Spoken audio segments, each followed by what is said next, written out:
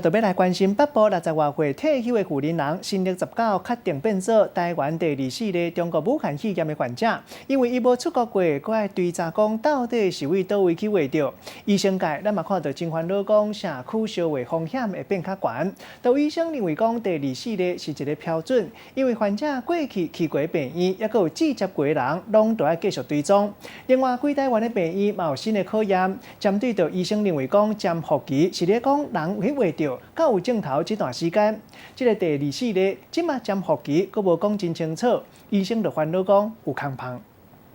国内第24例北部60多岁退休的查某人确诊是武汉肺炎，病情是真严重。伊伫咧最近2年拢无出国过。目前中央流行疫情指挥中心搁再来咧追踪感染的源头，这嘛互医界烦恼，社区传染的风险会来增加。有急诊的医生伫咧面册铺文，讲伊认为第24例是指标性的一例，所有患者去过诊所、病院，所有的医护人员爱来追踪，等于是全台湾的病院进入后一个阶段，嘛提醒一般小病痛的民众千万唔通去挂急诊。目前指挥中心嘛锁定第24例患者住院以下接触过的人，登记做疫调重点追踪的对象。像1月30号之前，其实到现在已经20天了嘛。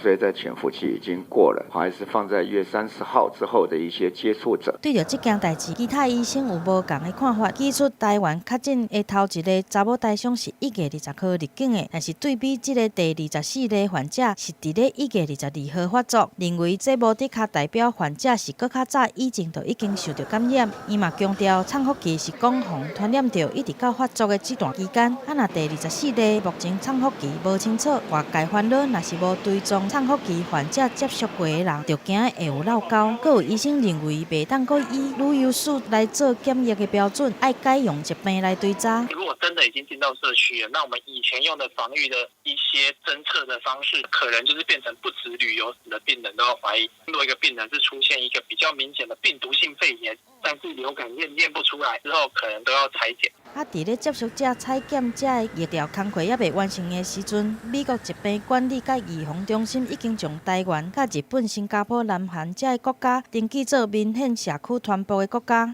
积极跟美方这边来说明中，第19案例我们已经可以完全厘清，它已经是一个